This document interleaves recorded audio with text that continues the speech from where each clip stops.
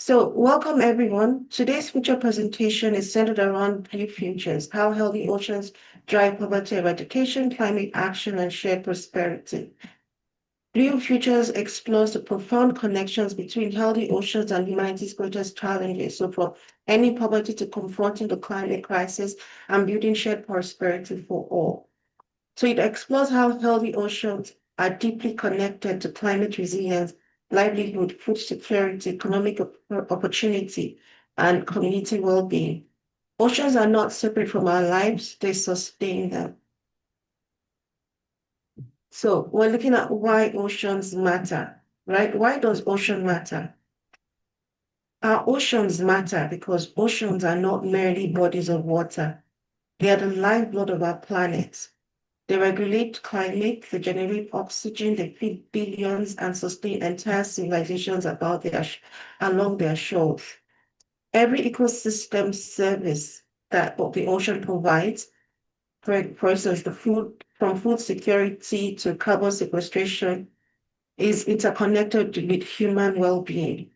So understanding the ocean's role is the first step towards being able to protect it. So when we protect the ocean, we protect ourselves. Healthy oceans regulate climate, they support biodiversity, they provide food and sustain economies. Yet, our ocean's health is increasingly threatened by pollution, overexploitation, and climate change. So making the connection between oceans and poverty reduction. Now, for many communities, especially in developing and coastal regions, oceans are directly tied to income, employment, and survival. Protecting marine ecosystems also protects livelihood. Now, fisheries aquaculture supports the livelihood of over 600 million people globally, the vast majority of whom are small-scale fishers in developing nations. So for these communities, the ocean is not a resource to be exploited. It's the very foundation of survival, culture, and identity. Coastal economies extend far beyond fishing. They encompass tourism, marine transportation, salt production, and complex food systems that feed entire regions. Healthy coastlines mean a thriving local economy. So making the connection between oceans and climate action. Oceans are one of our greatest climate ally. It's our planet's most powerful climate buffer. It absorbs approximately 25-30% of our global CO2 emissions each year, acting as a massive carbon sink and slows the pace of atmospheric warming. So without this service, climate change will be accelerating far more rapidly. So equally critical is that oceans absorb over 90% of excess heat generated by greenhouse gas emissions. This thermal regulation has protected land-based life form from even more extreme temperature swing, but it comes at a cost.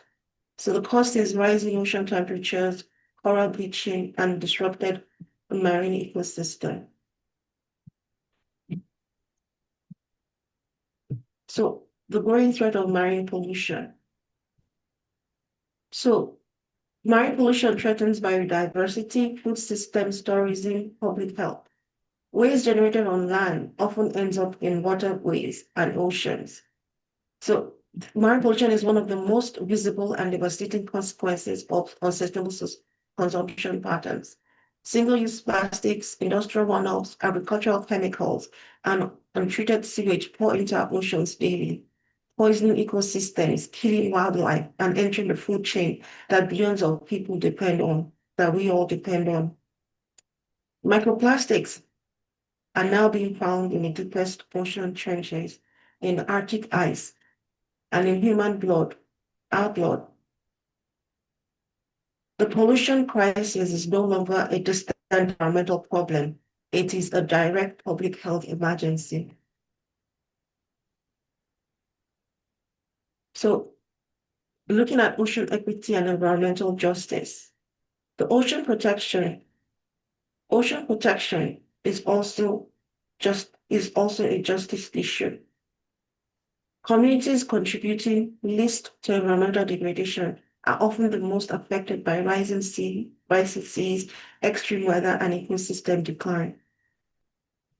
Vulnerable coastal and indigenous communities around the world are bearing the heaviest burden of ocean degradation and climate change, despite contributing the least to this crisis. Rising sea levels threaten to swallow entire island nations. Coral reef collapse destroys the food security and cultural heritage of Pacific communities. Coastal erosion displaces millions from ancestral lands.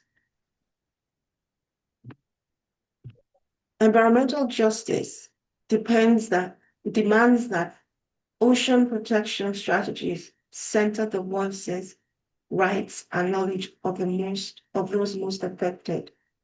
Indigenous and traditional ecological knowledge holds centuries of wisdom about sustainable ocean stewardship that modern science is only beginning to recognize. So the blue economy opportunity. So what's the blue economy opportunity? Now, a sustainable blue economy creates jobs while protecting ecosystem, innovation, and responsible stewardship can create long-term prosperity. The blue economy represents a transformative vision, right? One where economic growth is powered by not at the expense of healthy marine ecosystems. Now, from offshore renewable energy to sustainable aquaculture, from marine biotechnology to regenerative coastal tourism, the opportunities are vast and largely untapped. So critically, the blue economy must be an equitable blue economy. Its benefits must flow to coastal communities, small-scale fishers, and developing nations, not only to large corporations and wealthy nations with the capital to exploit ocean resources.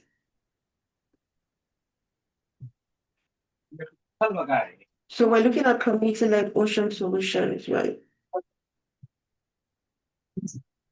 Solutions are most effective when communities are empowered to lead. Local knowledge, indigenous stewardship, and grassroots action are essential.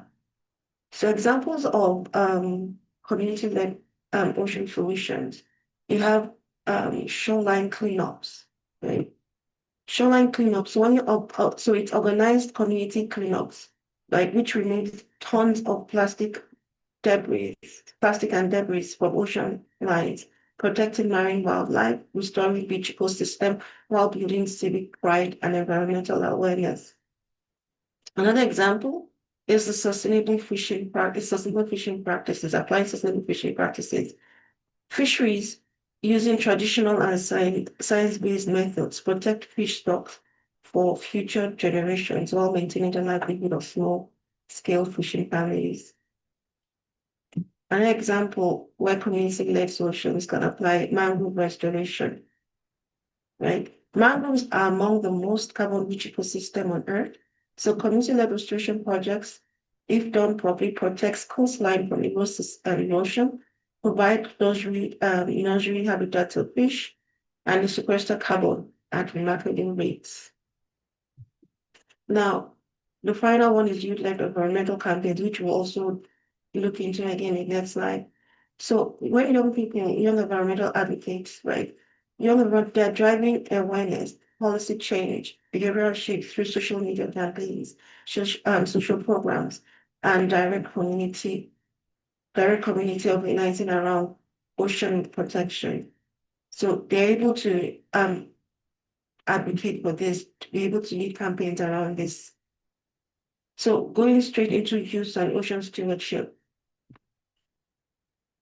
So young people are already leading ocean action through education, advocacy, innovation, community engagement. Young people are not just inheritors of our ocean crisis. They're not just inheritors of our ocean crisis. They are among its most powerful solvers, right? Youth leadership is driving awareness, innovation, accountability at every level, from local beach cleanups to international climate negotiations.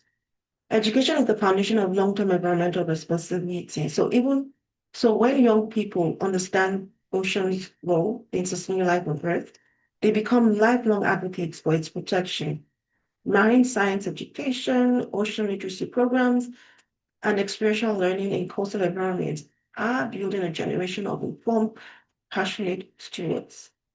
Now, so from Greta Thunberg's climate strikes to youth-led marine conservation NGOs in the Pacific Islands, the evidence is clear. When your people lead, climate like change follows.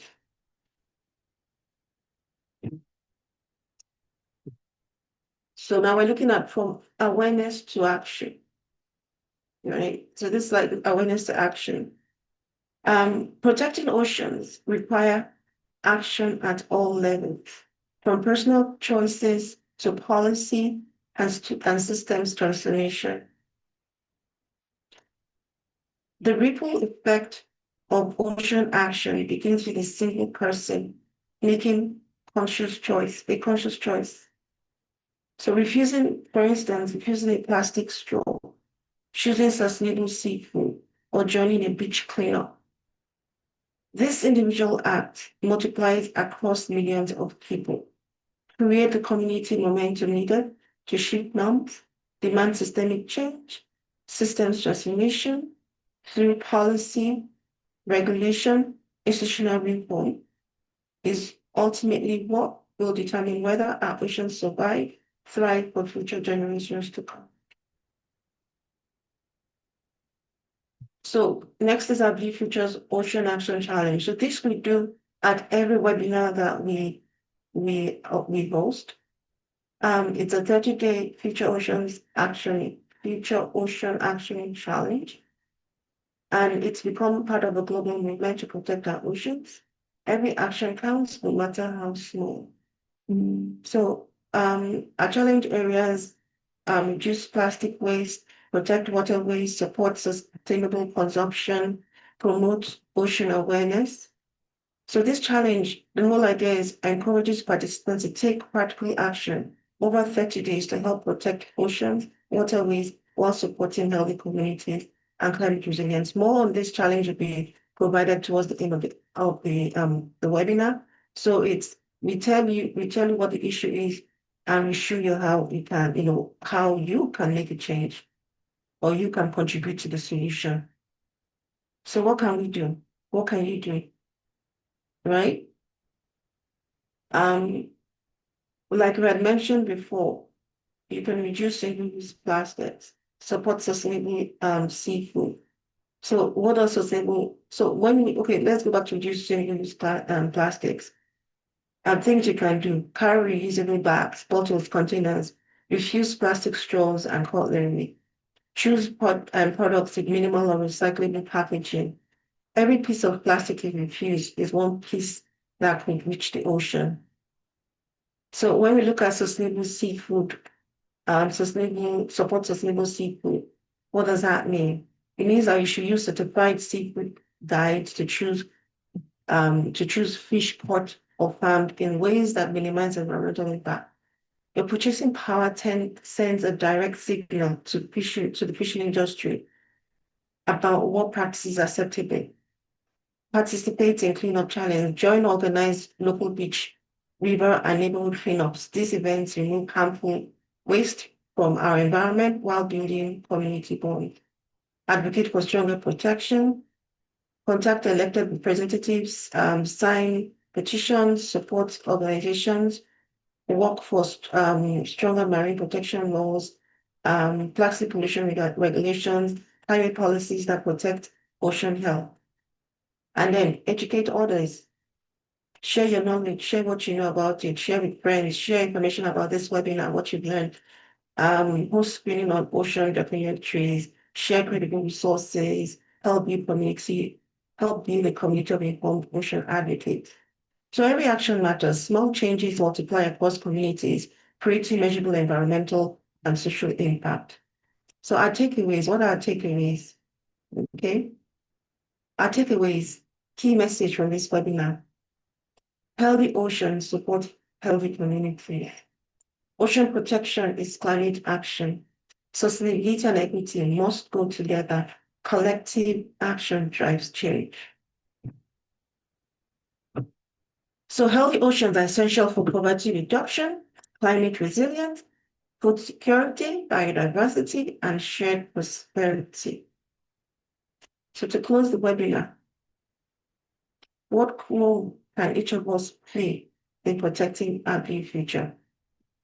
Now, this is not a rhetoric question. It's an invitation to look honestly at our habits, our choices, our voices, and our power. The ocean does not need our pity. It needs our action. It needs us to consume less, advocate more, restore what we have damaged, and protect what remains. The future of our oceans depends on the choices we make today. Together, we can move from awareness to action, help create healthy oceans and stronger communities for generations to come. Thank you for being part of this important conversation. We hope today's session inspires meaningful action and continued collaboration. Thank you.